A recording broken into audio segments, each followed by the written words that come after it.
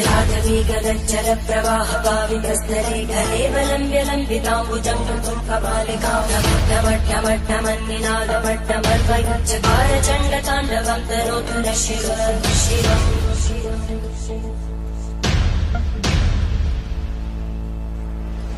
जटाकटाः सम्भ्रमभ्रमन्मलिन्दगच्छन्ति रोलवीचिवल्लरी विराजमानमोदगज्ज्वलल्ललाटकट्टप्रापके किशोरचन्द्रशेखरे रतिपुनिच्छगम्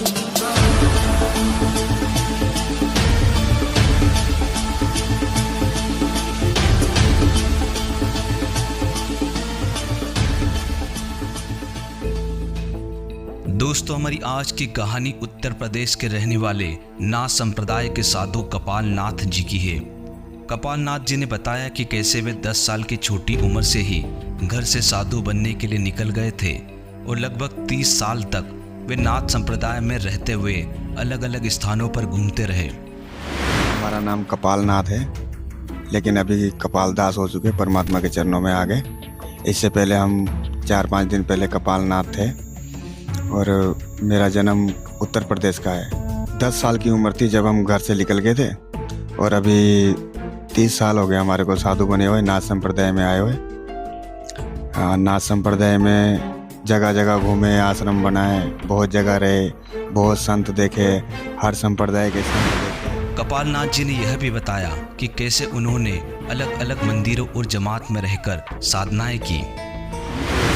नाथ संप्रदाय में जमात में भी बहुत रहे, ज्वालामुखी में पुजारी रहे, पुष्कर में, राजस्थान पुष्कर नाथ संप्रदाय का दलीचा है, वहाँ पुजारी रहे, जूनागढ़ में पुजारी रहे। फिर कच्छ में हम 8 साल रहे, हमारा खुद का आश्रम बनाया था कच्छ में 8 साल। वहाँ पे गुजरात में, हाँ कच्छ गुजरात में, वहाँ किसी साधु को बिठा के फिर हम राजस्थान आ गए थे। तो राजस्थान में भी 1-2 साल हम रहे, बढ़िया आश्रम बनाया, RCC मंदिर बनाया।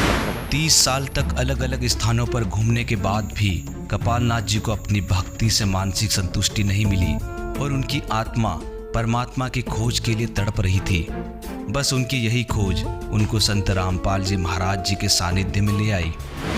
संत रामपाल जी गुरु जी के सत्संग सुने। ऐसे तो हमारे को बहुत साधु बोलते थे कि सत्संग नहीं सुनना चाहिए, हिंदू धर्म के होकर के हमारे भगवानों को बुरा भला बोलते हैं। तो हमारे दिमाग में विचार आया कि कोई हिंदू धर्म का होके और हिंदू धर्म को बुरा बोलता है तो क्यों ना सुनना चाहिए कि सच्चाई क्या है। तो इस प्रकार से हमने गुरु जी के, संत रामपाल जी के सत्संग सुने तो हमारे को फिर पूरा ज्ञान होया कि हम जिधर भटक रहे या और दुनिया भर के जो साधु है वो सब नरक की ओर जा रहे हैं। अगर परमात्मा की शरण में आ जाए तो शायद उनका कल्याण हो जाए, नहीं तो उनको कोई नहीं बचा सकता। ये बात पक्की है। अभी धरती पर ले कब आ जाए कुछ। दोस्तों, एक तरफ तो कपाल नाथ जी का 30 साल का साधु जीवन था, तो वहीं दूसरी तरफ संत रामपाल जी महाराज जी के सत्संगों का मात्र 3 महीनों का ज्ञान। अब फैसला कपाल नाथ जी को करना था कि उन्हें क्या करना है। हाँ, क्रिया कुछ नहीं है। हमारा ये काम होता था कि साल 6 महीने उधर पूजा करना, आरती पूजा करना। फिर पूजा करने के बाद क्या होता है, जैसे शिवरात्रि है, नवरात्र है, तो हमारे क्या नाथ संप्रदाय के साधु सब इकट्ठे होते हैं और फिर वहाँ भगत लोग पूजा चढ़ाते हैं। वो पूजा जो है ना ज़्यादा होती है, फिर वो सबको जिसके हिस्से में आती है उसका नाम लिख के सबको बांट दी जाती है। फिर उसी पूजा से वो गांजा, सुल्पा सब खरीदते हैं। बाकी तो हमने अभी तक 30 साल की उम्र में कोई चमत्कार ऐसा देखा नहीं है कि जिससे हमारा कल्याण। दोस्तों, आखिर कैसे एक नाथ संप्रदाय का महंत, जिसने अपने जीवन काल में कई यात्राएं की और कई आश्रम बनवाए, आखिर ऐसी कौन सी बात थी जिसने इन सब को छोड़ने पर मजबूर कर दिया और स्वयं भी एक गुरु पद पर रहते हुए उसे संत रामपाल जी महाराज जी की क्या आवश्यकता आन पड़ी। आइए जानते हैं पूरी कहानी उन्हीं की जुबानी। और अगर आपको यह वीडियो पसंद आता है तो वीडियो को लाइक और चैनल को सब्सक्राइब कीजिए। सत साहिब, सर क्या नाम है? हमारा नाम कपाल नाथ है, लेकिन अभी कपाल दास हो चुके, परमात्मा के चरणों में आ गए। इससे पहले हम 4-5 दिन पहले कपाल नाथ थे और मेरा जन्म उत्तर प्रदेश का है।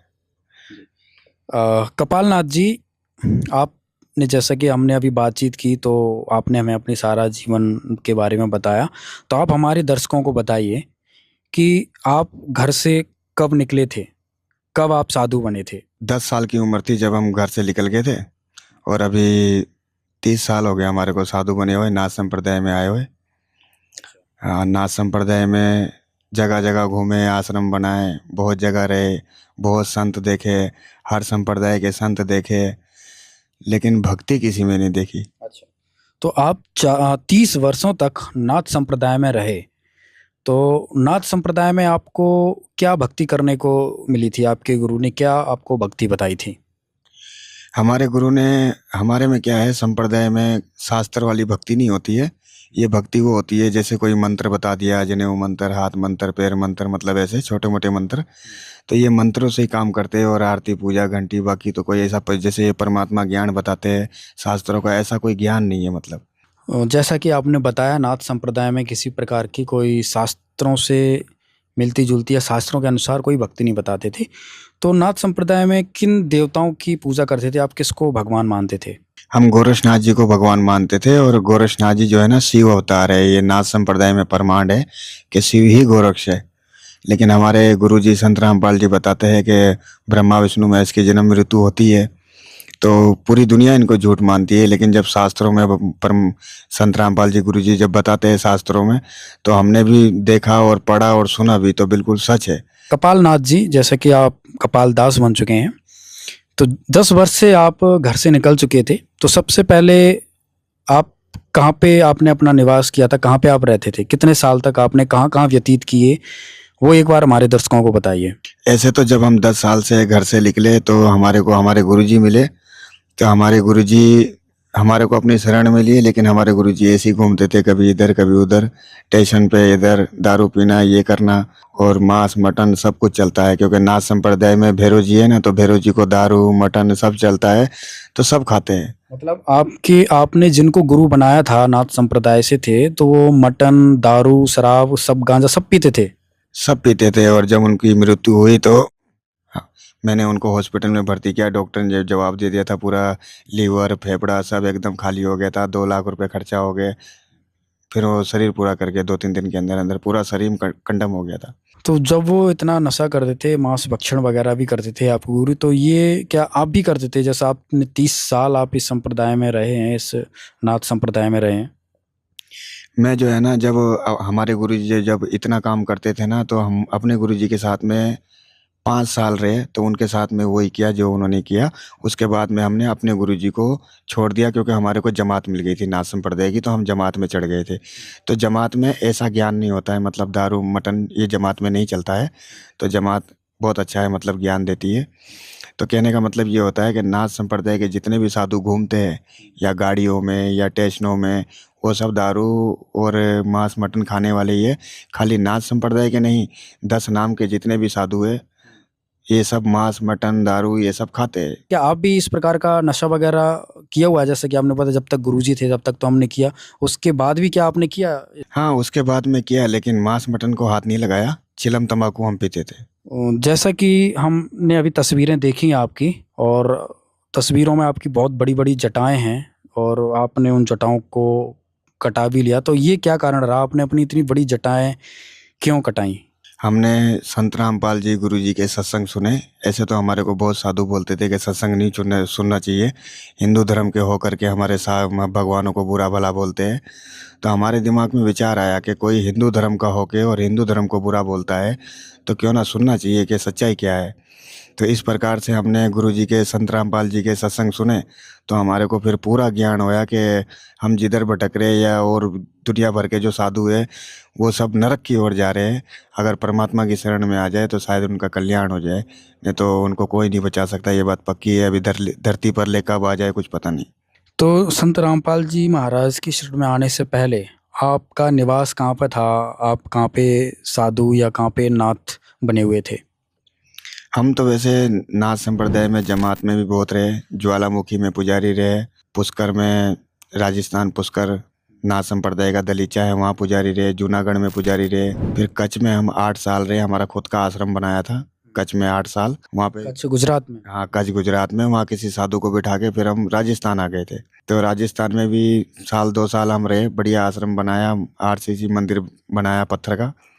लेकिन पत्थर मंदिर बनाने का कोई फ़ायदा नहीं, क्योंकि हम गुरुजी के संत रामपाल जी के सत्संग सुन रहे थे, सबका सब ऐसे के ऐसे ही छोड़ के आ गए। मतलब आप उस मंदिर के महंत थे, आपने खुद ही वो मंदिर बनवाया है? राजस्थान में, जहाँ पे आप राजस्थान में कहाँ पे बताया आपने? मेड़ता सिटी गांव डांगावास 5 डोलिया रोड पे भैरव जी का, काल भैरव जी का मंदिर है। और वो मंदिर भी पहले ऐसा था कि वहाँ के लोग अंधविश्वासी है। भैरव जी का मंदिर मतलब पूरा कीचड़ में ढका हुआ था। जब हम गए तो वहाँ पे पानी पीने के लिए नहीं था। फिर हमने वहाँ पे ऐसी सुविधा करी, भैरव जी को कीचड़ से निकाला, प्याऊ बनाया, पत्थर बनाया, मतलब पूरा मंदिर, पूरा आश्रम बना दिया। लेकिन वहाँ की जनता ऐसी है कि मैं संत रामपाल जी गुरु जी का ज्ञान बताता हूँ ना, तो उनको बुरा लगता है। वो ये बोलते हैं कि हमको भैरव ही चाहिए, दारू चाहिए, बकरा चाहिए, मतलब हमारा भगवान ही सच्चा है, सब झूठे है। दर्शकों, बहुत ही बड़ी बात है, बहुत ही बड़ी अद्भुत बात है।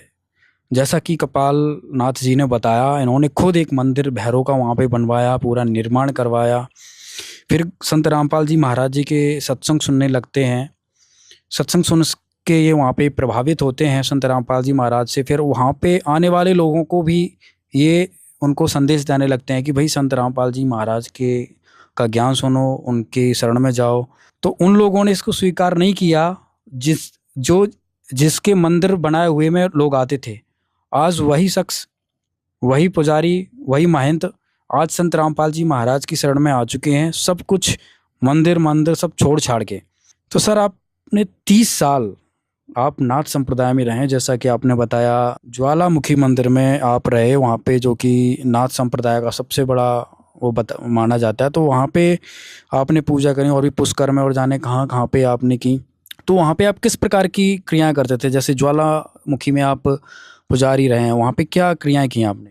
बस वहाँ क्रिया कुछ नहीं है, हमारा ये काम होता था कि साल 6 महीने उधर पूजा करना, आरती पूजा करना। फिर पूजा करने के बाद क्या होता है, जैसे शिवरात्रि है, नवरात्र है, तो हमारे क्या नाथ संप्रदाय के साधु सब इकट्ठे होते हैं। और फिर वहाँ भगत लोग पूजा चढ़ाते हैं। वो पूजा जो है ना ज़्यादा होती है। फिर वो सबको जिसके हिस्से में आती है उसका नाम लिख के सबको बांट दी जाती है। फिर उसी पूजा से वो गांजा सुल्पा सब खरीदते हैं। बाकी तो हमने अभी तक 30 साल की उम्र में कोई चमत्कार ऐसा देखा नहीं है कि जिससे हमारा कल्याण हो जाए। तो आज जो मंदिर आपने वहाँ पे बनवाया है, तो क्या आप भी आज वहीं पे रहते हैं? नहीं, मैं वहाँ नहीं रहता। मैं हम अभी तो हम गुरुजी संत रामपाल जी के चरणों में रहते हैं। और वो मंदिर तो हम ऐसे गए ऐसे ही छोड़ के आ गए। वहाँ से 1 रुपया, धोती, कपड़ा कुछ नहीं, जैसा कपड़ा पहना था वैसा का वैसे ही छोड़ के आ गए। कपाल नाथ जी, हमारा आपसे अगला सवाल ये है कि जब आप नाथ संप्रदाय में थे ही और आप मंदिर संभाल रहे थे गुजरात के अंदर, आपने 8 साल एक मंदिर रहे, वहाँ पे आपने खुद मंदिर बनवाया, मंदिर का निर्माण करवाया, वहाँ के महंत रहे। फिर आप राजस्थान में मंदिर बनवा के वहाँ के महंत रहे, और बड़े बड़े मंदिरों में आप ज्वालामुखी जैसे मंदिरों में जाके आप वहाँ पे पुजारी रहे हैं, पूजाएं की हैं वहाँ पे। तो इतने वर्षों तक आप ये जो आपने नाथ संप्रदाय में जो यात्रा की है, उसके बाद आप संत रामपाल जी महाराज के शरण में आए हैं, संत रामपाल जी महाराज को अपना है।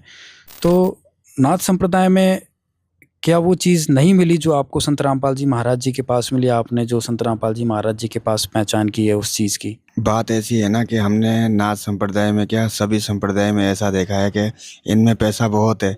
नशा करते हैं, दारू गांजा सब पीते हैं, दुनिया भगवान मानती है कि लेकिन लास्ट में क्या होता है, किसी को कैंसर हो गया, किसी को श्वास की बीमारी।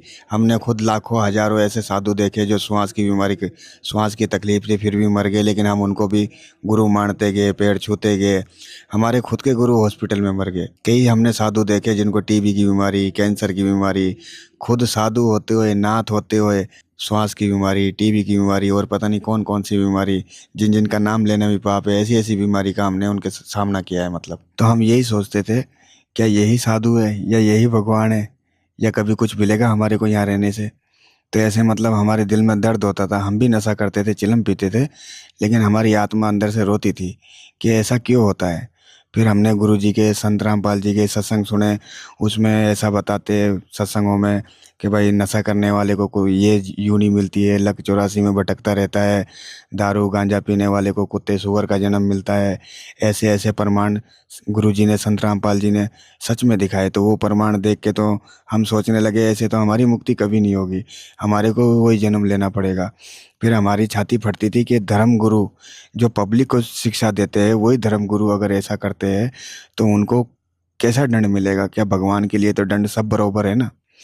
तो इसीलिए संत रामपाल जी गुरु जी के सत्संग जब हमने सुने तो हमारी आत्मा फट गई और हमने सब कुछ त्याग दिया, सब नाथ संप्रदाय को सब कुछ छोड़ दिया, पूरा हिंदू धर्म छोड़ के सनातन धर्म में आ गए संत रामपाल जी गुरु जी के चरणों में। जैसे कि आप नाथ संप्रदाय में थे, मंदिर में भी थे, आपने संत रामपाल जी महाराज जी की सत्संग सुने कहाँ से? कैसे आपको संत रामपाल जी महाराज का ज्ञान आप तक पहुँचा? नहीं, हमारे को किसी ने नहीं बताया। हम जो है ना राजस्थान रहते थे, वहाँ मेरता सिटी डांगाबाज 5 डोलिया रोड पे, वो भैरव जी के मंदिर में।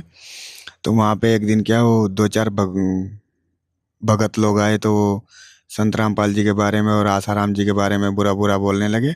तो आसाराम का तो हमको पता है कि वो बहुत गलत आदमी है, लेकिन संत रामपाल जी का नाम हमने पहली बार सुना था। तो फिर हमने सोचा कि कोई बुरा हो या अच्छा हो तो सत्संग सुनने से ही पता लगता है। इसी प्रकार हमने गुरु जी के संत रामपाल जी के सत्संग सुने। कहाँ पे सुने, कैसे सुने? हम वहाँ मेरता सिटी रहते थे, तो मेरे पास में मोबाइल था, बड़ा मोबाइल, उसी मोबाइल पे मैं सत्संग सुनता था। तो मैंने गुरु जी के 15 दिन 20 दिन सत्संग सुने, तो मेरे को और भी भगत बोलते थे कि आप पता नहीं कौन सी जाति के हो, क्या हो, क्यों सत्संग सुनते हो, जो अपने हमारे भगवान की बुराई करता है इनके सत्संग क्यों सुनते हो। लेकिन मैंने सोचा, मैंने उनको बोला कि भाई चाहे कोई इंसान बुरा हो या अच्छा हो, सुनने में क्या जाता है। तो इसी प्रकार मैंने गुरु जी के सत्संग 3 महीने सत्संग सुने। और मेरे पास में कोई दुख वाला आता था तो हमारे उधर सोजत में सतलोक आश्रम में, तो किसी दुखियारी को मैं वहीं भेजता था कि आप लोग सतलोक आश्रम जाओ और वहीं से आपको सब कुछ प्राप्त होगा। 3-4 महीने हमने वहीं बैठ के यही किया कि गरीब आदमी। अच्छा, मतलब आप संत रामपाल जी महाराज जी की सत्संग सुनते थे और आपके मंदिर में कोई व्यक्ति आता था, अगर कोई दुखी होता तो आप उसको संत रामपाल जी महाराज के आश्रम, सतलोक आश्रम सोजत में भेज देते थे? हाँ, हम सोजत में भेजते थे। तो उस टाइम आप संत रामपाल जी से नाम दीक्षा ले चुके थे, नहीं लिए हुए थे? नहीं, नाम दीक्षा नहीं लिया था और जटा वटा हमने कुछ नहीं कटवाई थी। मतलब आप साधु वेश में आप उनको वहाँ भेजते थे संत रामपाल जी महाराज जी के आश्रम में? हाँ, मैं नाथ संप्रदाय में था, तभी मैं जो है भक्तों को वहाँ भेजता था कि भाई किसी का तो कल्याण होना चाहिए। लेकिन उधर क्या है, गांव वाले कोई 2-4-5 ऐसे मतलब जो भैरव जी को मानते, दारू पीते, बकरा खाते, उनको अच्छा नहीं लगता था कि मैं ऐसा काम क्यों करता हूँ। लेकिन मैं एक ही बात बोलता था, मैं बोला अगर किसी के कारण और किसी का कल्याण होवे, इससे बड़ी कोई बात नहीं है। कपालनाथ जी, मेरा आपसे सवाल ये है कि आपने 30 वर्ष नाथ संप्रदाय में गुजारे हैं और आप बता रहे हैं कि 3 महीने से आपने संत रामपाल जी महाराज जी का ज्ञान सुना और 3 महीने में आपका हृदय परिवर्तन हो गया, आप इतने प्रभावित हो गए संत रामपाल जी महाराज जी से। तो मैं ये जानना चाहता हूँ कि जो 30 साल में आपने जो भक्ति की, जो साधनाएं करी और जो 3 महीने में आप संत रामपाल जी महाराज जी का ज्ञान सुन के आप उनकी शरण ग्रहण कर ली, तो इसमें क्या अंतर था? 30 वर्ष और 3 महीने के ज्ञान में क्या आपने अंतर देखा? देखो जी, अंतर तो ये है कि 30 साल में हम नाथ संप्रदाय में हमने बहुत ऐसे ऐसे महात्मा देखे जो नशे के कारण, गांजे के कारण, सुल्फे के कारण, श्वास की बीमारी ऐसे मतलब हमारे सामने बहुत मरे, किसी का हाथ कट गया, पैर कट गया। और फिर दूसरी बात ये है कि हम पूरी दुनिया में घूमे, लेकिन कोई हमारे को ये बताने वाला नहीं मिला कि हम बीड़ी पीते हैं तो उसकी हमको सज़ा क्या मिलेगी।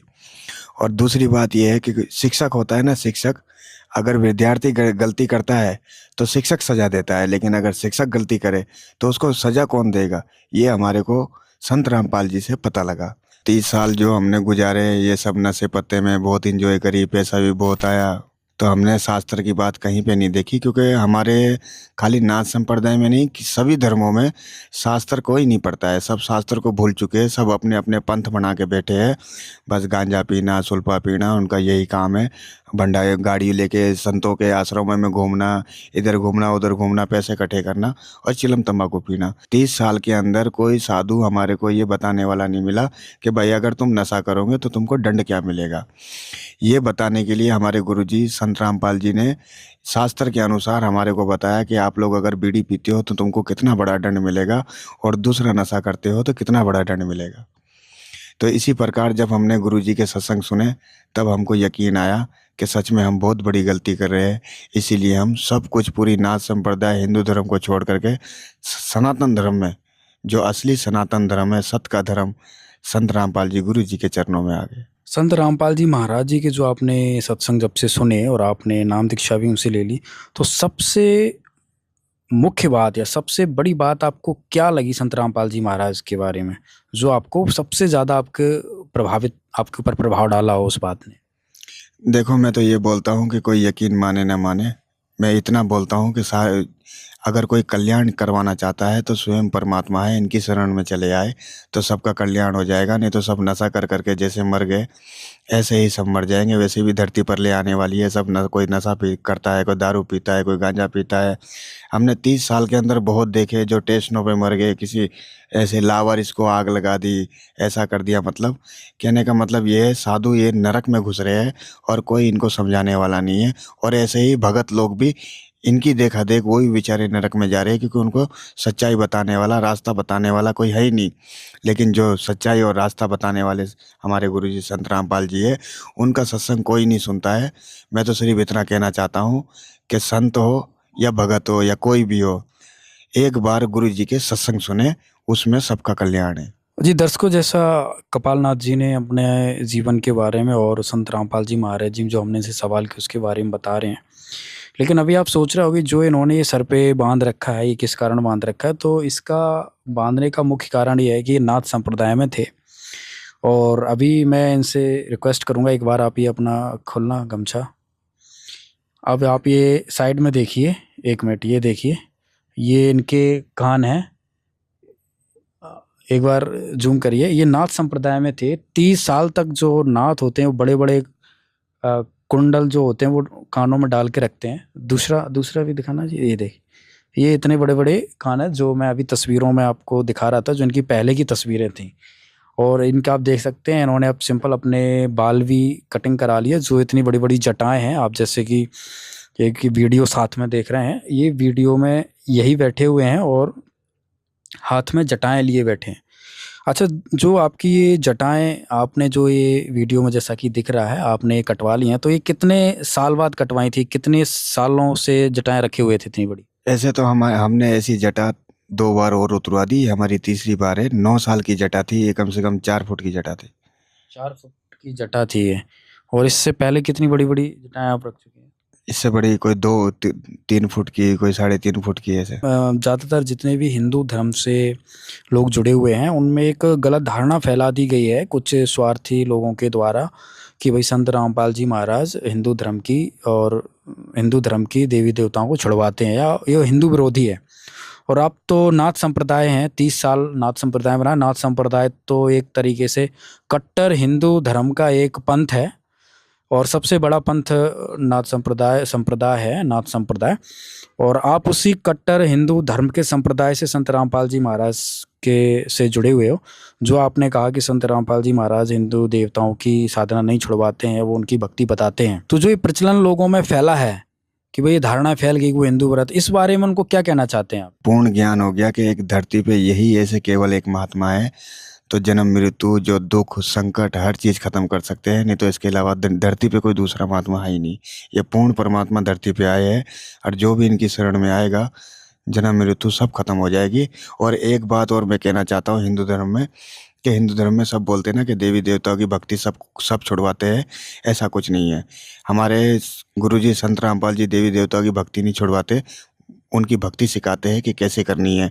क्योंकि मैं भी यही समझता था कि संत रामपाल जी भक्ति छुड़वाते हैं, लेकिन जब संत रामपाल जी ने हमको गुरु मंत्र दिया तो उस गुरु मंत्र में हमको ये पता लगा कि संत रामपाल जी भक्ति छुड़वाते नहीं, भक्ति सिखाते हैं। दर्शकों, जैसा कि कपालनाथ ने बताया कि संत रामपाल जी हिंदू भगवानों की भक्ति छुड़वाते नहीं बल्कि उनके वास्तविक मंत्र बताते हैं, तो आइए जानते हैं कि संत रामपाल जी महाराज किन देवी देवताओं के मंत्र देते हैं। संत रामपाल जी महाराज प्रथम बार में श्री गणेश जी, श्री ब्रह्मा सावित्री जी, श्री लक्ष्मी विष्णु जी, श्री शंकर पार्वती जी व माता शेरां वाली का नाम जाप देते हैं, जिनका वास हमारे मानव शरीर में बने चक्रों में होता है। मूलाधार चक्र में श्री गणेश जी का वास, स्वाद चक्र में ब्रह्मा सावित्री जी का वास, नाभि चक्र में लक्ष्मी विष्णु जी का वास, हृदय चक्र में शंकर पार्वती जी का वास, कंठ चक्र में शेरां वाली माता का वास है। और इन सब देवी देवताओं के आदि अनादि नाम मंत्र होते हैं, जिनका वर्तमान में गुरुओं को ज्ञान नहीं है। इन मंत्रों के जाप से ये 5 चक्र खुल जाते हैं। इन चक्रों के खुलने के बाद मानव भक्ति करने के लायक बनता है। संत गरीबदास जी अपनी वाणी में प्रमाण देते हैं कि 5 नाम गुज गायत्री आत्म तत्व जगाओ, ओम किलियम हरियम श्रियम सोहम ध्याओ। संत गरीबदास जी बता रहे हैं कि 5 नाम जो गुज गायत्री है, इनका जाप करके आत्मा को जागृत करो। फिर दूसरी बार में 2 अक्षर का जाप दिया जाता है,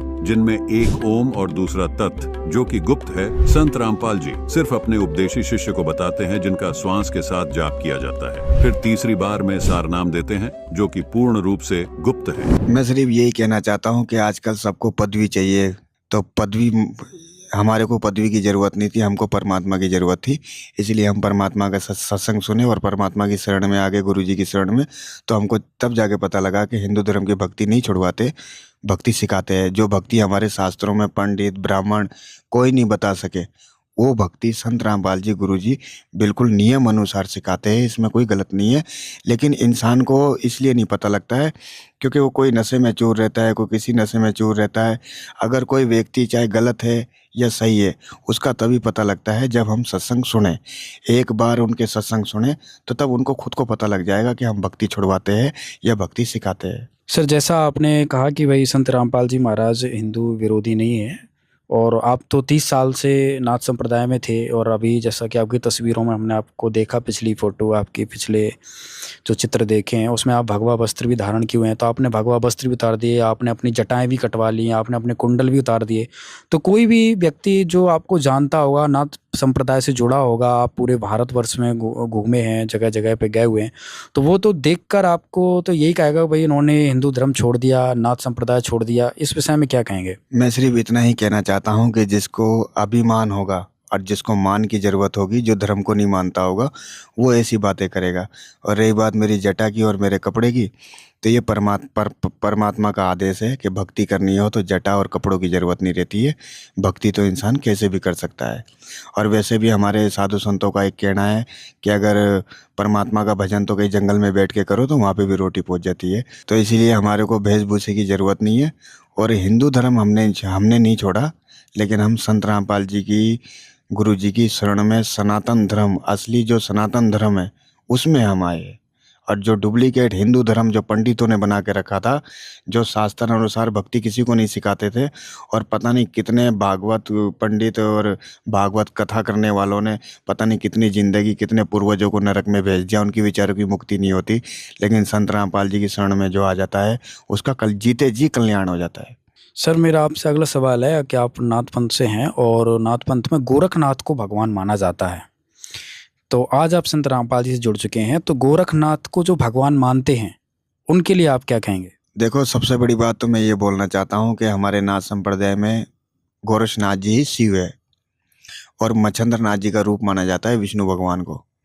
तो इसी प्रकार जैसे हमारे गुरु जी संत रामपाल जी बताते हैं शास्त्र में, और लिखा हुआ भी है कि उनकी जन्म मृत्यु होती है। अब जब जन्म मृत्यु होती है तो हमारे मंत्र में आता है, शिव ने गोरक्ष रूप बनाया, पार्वती का भ्रम मिटाया। तो कहने का मतलब गोरक्षनाथ जी ही शिव है। और दूसरी बात यह है कि एक बारी परमात्मा 600-700 साल पहले धरती पे आए थे, कबीर परमेश्वर। तो उनकी और गोरक्षनाथ जी की ज्ञान चर्चा हुई थी। ज्ञान चर्चा में ये फैसला हुआ था कि जो ज्ञान में हारेंगे वो उनका शिष्य बनेंगे। तो इसी प्रकार जब परमेश्वर कबीर साहब की उनकी ज्ञान चर्चा हुई तो गोरक्षनाथ जी को हारना पड़ा, और गोरक्षनाथ जी स्वयं बोले कि आप हमको अपना चेला बनाओ। और कबीर साहब ने उनको चेला बनाया था, लेकिन उन्होंने अपना पंथ चलाने के लिए गोरक्षनाथ जी ने कबीर साहब को गुरु बनाना वो छुपा दिया। तो इसीलिए आज तक किसी को नहीं पता लगा क्या गोरक्षनाथ जी के गुरु कबीर साहब परमेश्वर भी थे क्या। इसलिए इस बात का किसी को मालूम नहीं है। जिस प्रकार हमारे शास्त्रों में लिखा हुआ है कि ब्रह्मा विष्णु महेश की जन्म मृत्यु होती है, तो गोरक्षनाथ जी भी शिव जी के रूप है। तो जब शिव जी की जन्म मृत्यु होती है तो गोरक्षनाथ जी की भी होती होगी। मैं तो सिर्फ इतना बोलना चाहता हूँ कि कोई भी पंथ वाले हो, पूर्ण परमेश्वर कबीर परमेश्वर जो मतलब हर धर्म में, मुसलमान धर्म में उनको खुदा, अल्लाह, राम, रहीम बोला जाता है, इसी प्रकार हमारे सनातन धर्म में उनको सतपुरुष बोला जाता है। और उनकी एक पहचान है, जब इंसान मरता है, जीते जी तो क्या बोलते हैं, जय श्री राम जय श्री राम, लेकिन जब इंसान मरता है तो लास्ट में कबीर परमेश्वर का नाम आता है। और वो नाम क्या होता है, राम नाम सत्य है। मतलब राम का नाम राम नहीं, राम का नाम सत्य है। ये प्रमाण है। जब आप लोग मरते हो तो यही बोलते हो कि राम नाम सत्य है। तो उस सतपुरुष को जानो, उस सतपुरुष का रास्ता कबीर परमेश्वर का रास्ता हमारे गुरुजी संत रामपाल जी पूरा एकदम शास्त्र अनुसार, विधि अनुसार सबको सिखा रहे हैं, और सबको काल के चंगुल से बचा रहे हैं कि भाई कोई आग में ना जले, किसी मतलब नरक में ना जावे, सीधे रास्ते में आए। तो इसीलिए मैं सिर्फ इतना बोलना चाहता हूँ कि संत रामपाल जी के सत्संग सुने तो कल्याण होगा। सर अगर हम पिछली बात करें तो आपने 8 साल गुजरात में मंदिर चलाया और राजस्थान में भी आपने मंदिर बनाया, तो आपके कुछ शिष्य वगैरह भी थे, आपने अपने मतलब किसी को गुरु मंत्र वगैरह भी देते थे? नहीं, मैं गुरु मंत्र नहीं देता था। मैं गुरु मंत्र इसलिए नहीं देता था क्योंकि हम अपने आप को खुद को स्वयं महसूस करते थे कि हमारे को खुद की मुक्ति नहीं हुई तो हम जिसको गुरु मंत्र देंगे तो उसकी मुक्ति कैसे होगी। इसलिए हम गुरु मंत्र नहीं देते थे, खाली भगत ही बनाते थे बस। अच्छा, आज आपको जो आपके साथी होंगे उस टाइम पे 30 वर्षों से आप नाथ संप्रदाय से जुड़े रहे हैं, आपके आज जो साथी होंगे, जो गुरु भाई होंगे, जो आज भी नाथ संप्रदाय से जुड़े होंगे, उनके लिए आप क्या मैसेज देना चाहते हैं? मैं तो सिर्फ इतना ही कहना चाहूँगा कि देखने वाले तो मुझे बहुत गालियाँ भी देंगे, लेकिन गाली देने से कोई फ़र्क नहीं पड़ता है क्योंकि मैं हमारे गुरुजी बोलते हैं सत्य जो है ना छुपाने से नहीं छुपता है। मैं तो सिर्फ इतना कहना चाहूँगा, अगर किसी को बुरा लगता हो तो भले बुरा लगे, लेकिन सत्संग ज़रूर सुने। सत्संग सुनने से क्या है, इंसान को ज्ञान हो जाता है। कब तक दारू, चिलम, गांजा पी पी के इंसान भुगतेगा, फिर नरक में जाएगा, इसका कोई फ़ायदा नहीं है। इसीलिए सत्संग सुनने से ही ज्ञान होगा। इंसान जब तक सुनेगा नहीं तो ज्ञान कैसे होगा। सिर्फ यही प्रार्थना है संतों से भी और भक्तों से भी कि सद्गुरु रामपाल जी धरती पे परमेश्वर का अवतार है, और ये बात सही है कि परमेश्वर का अवतार है। मैं भी इसीलिए इनकी शरण में आया हूँ और मैंने तो देख लिया है परमेश्वर का अवतार है। और सबसे यही गुजारिश है कि भाई ज़्यादा से ज़्यादा सत्संग सुनो और अपना कल्याण करवाओ संत रामपाल जी के चरणों में। पूर्ण परमेश्वर कबीर जी धरती पे आए हुए, फिर ये मौका नहीं मिलेगा। जब तक ये धरती पे है तब तक ये मौका है। अगर ये धरती से चले जाएंगे फिर मौका नहीं मिलेगा। और ये एक बार नहीं, हमारी धरती पे पता नहीं पहले कितने पीर पैगंबर आए, मूर्ति पूजा ये पाखंड छुड़वाने के लिए बहुत पीर पैगंबर आए, लेकिन जो उनकी शरण में चला गया उनको मोक्ष प्राप्ति हो गई, और जो उनकी शरण में नहीं गया लास्ट में कलयुग के अंत में कल की अवतार से मरना पड़ा, फिर नरक में जलना पड़ा। कपालनाथ जी, जो वेश धारण आप पहले किए हुए थे, जो आपने 30 वर्षों तक वो नाथ संप्रदाय में अपनी वेशभूषा धारण की थी, आज का हिंदू समाज या आज की जो पीढ़ी है वो ऐसे लोगों को ही, जो इतनी बड़ी बड़ी जटाएं रखता है, इतने वेशभूषा ऐसे वस्त्र पहन के रखता है, उसको ही साधु संत मानती है, उसको ही भगवान के तुल्य मानती है। और आज आप देख सकते हैं कि हिंदुस्तान में मोस्टली कितने बड़े बड़े लोग साधु संत इतनी जटाएधारी हैं, उनको ही, जो आज हिंदू धर्म के लोग हैं उनको ही साधु मानते हैं, चाहे वो किसी संप्रदाय से, किसी भी पंथ से हो। आप ऐसे लोगों के लिए क्या कहना चाहते हैं? क्या जो इतनी बड़ी बड़ी जटाएं रखने वाले हैं, ऐसी वेशभूषा धारण करने वाले हैं, वेश धारण करने वाले हैं, क्या वो साधु संत हैं? एक दूसरी तरफ संत रामपाल जी महाराज जो कि बिल्कुल सिंपल तरीके से रहते हैं, दिखते हैं साधु जैसा। अगर हिंदू समाज की दृष्टि से देखा जाए तो ना दाढ़ी है, ना मूंछ है, ना जटाएं हैं, और आपने अपनी जटाएं कटवा दी संत रामपाल जी महाराज जी से नाम दीक्षा लेने के लिए। तो क्या कहेंगे ऐसे लोगों के लिए जो इस प्रकार की दृष्टि रखते हैं साधु संतों को पहचानने के लिए?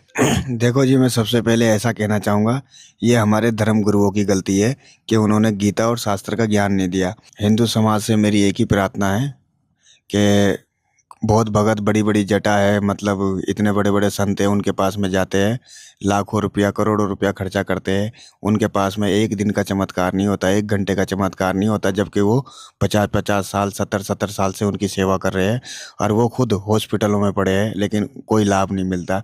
और हमारे गुरुजी संत रामपाल जी, कोई यहाँ पैसा नहीं, कोई कुछ नहीं, खाली यहाँ उनसे नाम लेता है तो उसका कल्याण हो जाता है।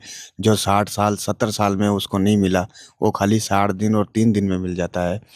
तो सिर्फ मेरा हिंदू धर्म से यही प्रार्थना है कि जटा देखने से कुछ नहीं होता। जटा मेरी भी थी, और ऐसे पता नहीं मेरे जैसे कितने हैं जो जटा रख के बैठे हैं, लेकिन ज्ञान नहीं होता है। ज्ञान लेना है तो संत रामपाल जी गुरु जी के सत्संग सुनो, तो ही सनातन धर्म में आप लोगों का कल्याण होगा। और हिंदू बनने से कोई मतलब नहीं है, सनातन बनो, और सनातन का यही मतलब है सत्य का रास्ता। और वो सत्य का रास्ता आज कलयुग के अंदर सिर्फ संत रामपाल जी के अलावा, संत रामपाल जी गुरु जी के अलावा दूसरा किसी के पास में नहीं है। संत रामपाल जी महाराज अभी जेल में हैं और आपको भी इस बात का पता है, तो फिर उसके बाद भी आपने संत रामपाल जी महाराज जी से नाम दीक्षा क्यों ली? ऐसा है ना, जेल में रहने से किसी अच्छे बुरे का ज्ञान नहीं होता है। जेल में तो कोई भी रह सकता है, और हम हिंदू धर्म में श्री कृष्ण भगवान को पूर्ण परमात्मा मानते हैं। और जबकि श्री कृष्ण भगवान के खुद माता पिता आजीवन जेल में सड़ते रहे, और खुद श्री कृष्ण भगवान का जन्म जेल के अंदर ही हुआ। तो क्या श्री कृष्ण भगवान का जन्म जेल के अंदर हुआ तो क्या वो अत्याचारी पापी हो गए? और फिर दूसरी बात यह है कि श्री कृष्ण भगवान तो पूर्ण परमात्मा थे, फिर उन्होंने अपने माता पिता के कष्ट क्यों नहीं काटे? ऐसा नहीं होता है। जो जेल में रहता है तो क्या वही गलत होता है? जेल में तो नेपाल के राजा ने चाहे 2 दिन के लिए रखा या 4 दिन के लिए, गोरक्षनाथ जी को भी जेल में रखा था। क्या परमात्मा जेल में ही आते हैं? इसमें कोई फ़र्क नहीं पड़ता है। कहने का मतलब ये होता है कि अगर सत्य को जानना है तो जेल मत देखो, परमात्मा को पहचानो, उनके ज्ञान को पहचानो। जेल में तो पता नहीं कौन-कौन रहते हैं। जो हमारे को 30 साल में नहीं मिला, वो हमारे को 3 महीने में ऐसा प्रमाण होया है कि पूर्ण परमात्मा कबीर साहब ही धरती में प्रकट हुए और आए हुए, और इसमें कोई झूठ नहीं है। हमारी किताबों में लिखा हुआ है, कबीर सागर में लिखा हुआ है कि 600 साल बाद स्वयं कबीर परमात्मा धर्म का रास्ता दिखाने के लिए धरती पे आएंगे, और तो वो आ चुके हैं।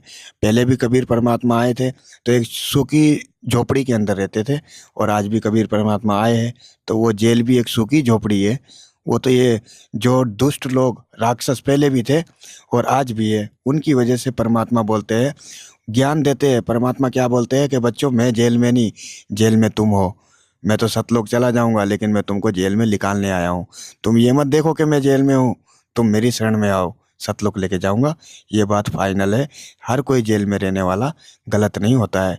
गलत होती है तो सिर्फ इंसान की सोच, जो आज हम भुगत रहे हैं और परमात्मा को नहीं पहचान रहे। कपालनाथ जी, जैसे और भी पंथ हैं और भी संप्रदाय हैं शिव जी से जुड़े, जैसे नाथ संप्रदाय आपका है, और भी नागा साधुओं का संप्रदाय शिव जी से संबंधित है, और अघोरी पंथ भी है, और भी कई पंथ हैं।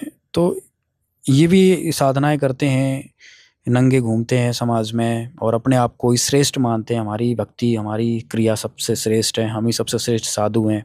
इनके विषय में आप क्या कहेंगे? आप भी एक उसी पंथ से, उसी संप्रदाय से एक तरीके से निकल के आए हैं। मैं तो सिर्फ इतना कहना चाहूँगा कि हमारी ये जितनी भी संप्रदाय है, जैसे गोरक्षनाथ जी है, 10 नाम के साधु है, और जो दूसरी भी संप्रदाय है, ये सब हमारे शिव जी से ही संप्रदाय चली आ रही है।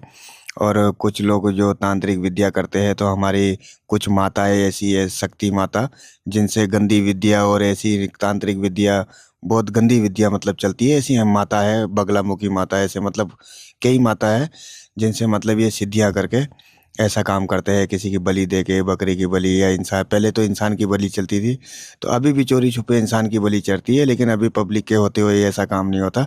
लेकिन कहने का मतलब ये है, ये सब संप्रदाय शिव जी की ही संप्रदाय है। और हमारे शास्त्रों में लिखा है कि ब्रह्मा विष्णु महेश की जन्म मृत्यु होती है।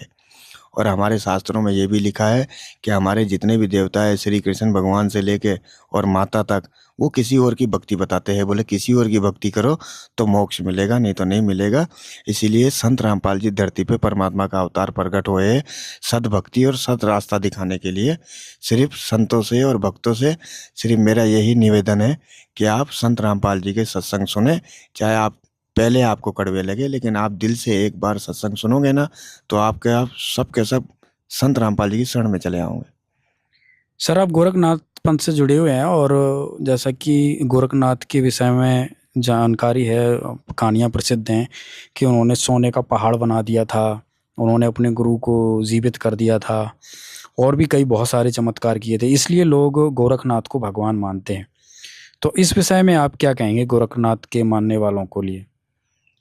देखो, सोने का पहाड़ बना दिया था, वो भी बात सही है, और अपने गुरुजी की बॉडी, गुरुजी को जिंदा कर दिया था, वो भी बात सही है। लेकिन हमारे कबीर साहब पूर्ण परमात्मा वो बताते हैं कि जब तक किसी की आयु ख़त्म नहीं होती तो कोई मर नहीं सकता। अगर उसको कोई मार काट देवे तो वो तो जादू का खेल होता है, उसको मरना जीना नहीं बोलते। तो इसीलिए जो है ना, वो जिंदा तो नहीं किया क्योंकि उनकी आयु बची हुई थी। वो आयु पूर्ण परमात्मा के हाथ में है, और दूसरा कोई मार नहीं सकता, ना शिव मार सकते ना ब्रह्मा मार सकता। तो इसीलिए उनको किसी ने मारा नहीं था, उनको सिर्फ वो काट पीट के फेंक दिया था, तो उन्होंने जादू के द्वारा वापसी जोड़ दिया। तो इन चीज़ों से ऐसा नहीं होता है। अगर कोई किसी को जिंदा कर देता है तो इसका मतलब ये नहीं हो जाता है कि वो भगवान हो गया या परमात्मा हो गया। और हमारे शास्त्रों में तो लिखा है कि भाई जिसकी जन्म मृत्यु होती है तो वो दूसरे की जन्म मृत्यु कैसे काट सकता है। अगर किसी को सच्चाई जाननी हो तो अपने शास्त्र सुनो, संत रामपाल जी के सत्संग सुनो, सारे शास्त्रों का ज्ञान आपको हो जाएगा, पूरी हकीकत आपको पता लग जाएगी कि रियल में भगवान कौन है। और ये कलयुग का अंतिम चरण चल रहा है। हमारे शास्त्रों में भी ऐसा लिखा है कि भाई अंतिम जन्म में एक शक्ति धरती पे प्रकट होएगी, जो उसकी शरण में जाएगा उसको मोक्ष प्राप्ति हो जाएगी, और जो उसको छोड़ देगा वो जन्म जन्म तक कुत्ता बिल्ली ने नरक में जलता रहेगा। कपालनाथ जी, वीडियो को आप अंत करते हैं। आपसे जानना चाहते हैं, हमारे दर्शकों को कुछ संदेश दीजिएगा। क्या कहना चाहेंगे आप संत रामपाल जी महाराज के बारे में? मैं तो सिर्फ इतना ही कहना चाहता हूँ कि परमात्मा ने, संत रामपाल जी ने, जो कबीर परमेश्वर है धरती पे आए हुए, उन्होंने हमारे को सत्संग के द्वारा चमत्कार दिखाए और हमारा कल्याण कर दिया। और जब हम उनकी शरण में पहुँचे तो परमात्मा ने देखते ही बोल दिया कि तू आ गया। ऐसे ही आप भी सत्संग सुनो और आपको ही पता लग जाएगा कि आपको वो कब से जानते हैं, जन्म जन्म से जानते हैं, लेकिन जब आओगे तभी तो पता लगेगा। मैं तो सिर्फ इतना ही परमात्मा की दया का आशीर्वाद चाहता हूँ कि परमात्मा कभी भी हमारे को नहीं छोड़े, किसी भी जन्म में नहीं छोड़े, और हमेशा पूरी ज़िंदगी भर हम परमात्मा का दास बन के रहना चाहते हैं। जैसे हमारे गुरुजी भी बीमारी से मरे, नरक में गए, ऐसे भी हमको भी नरक में जाना पड़ता है। मैं तो सीधी बात बोलता हूँ कि नशा पत्ता करेंगे तो नरक में जाएंगे, चाहे वो साधु हो या भगत हो या कोई भी हो। ज्ञान है तो वो सबका है, इसीलिए जो भी नशा करेगा वो नरक में जाएगा। हमारे गुरुजी गए और हम भी नरक में जाते, लेकिन हमारे को तो पूर्ण परमेश्वर कबीर साहिब, संत रामपाल जी ने हमारे को अपनी शरण में लिया के हमारे को आशीर्वाद दे दिया कि बच्चा तू हमारा हो गया। तो इसीलिए हमारा तो कल्याण हो गया। और मैं इसीलिए बोलता हूँ सबसे कि पैसा कुछ नहीं है, घर कुछ नहीं है, बीवी बच्चा कुछ नहीं है, साधु संत कुछ नहीं है। सब कुछ है तो अपना जीवन है। जब तक इंसान जीता है ना तो सोचता है कि मरने के बाद ज़िंदगी ख़त्म हो जाएगी, तो ये भूल है। ज़िंदगी असली मरने के बाद ही चालू होगी, जब दंड मिलेगा। तो इसीलिए ये झूठ की ज़िंदगी 60 साल की ज़िंदगी है। 60 साल की ज़िंदगी छोड़ो और करोड़ों साल ज़िंदगी अपनाओ, क्योंकि अगर संत रामपाल जी की शरण में आओगे, गुरु जी की शरण में, तो मरने के बाद करोड़ों साल ज़िंदगी मिलेगी। यदि अगर 60 साल मरना है तो ये सिर्फ 60 साल आप संत रामपाल जी को छोड़ दोगे तो 60 साल ही आपको मिलेंगे, करोड़ों साल नरक में भुगतना पड़ेगा। यदि अगर संत रामपाल जी का ज्ञान सुनो और उनकी शरण में आओगे तो 60 साल भुगतने के बाद में करोड़ों साल तुम्हारे को सतलोक की प्राप्ति, हाँ, हमेशा हमेशा के लिए सतलोक की प्राप्ति होगी। बहुत बहुत धन्यवाद आपका। सतगुरु रामपाल जी की शरण में आके हमारा तो कल्याण हो गया। सत साहिब, जय बंदी छोड़ कबीर साहिब, पूर्ण परमात्मा संत रामपाल जी के।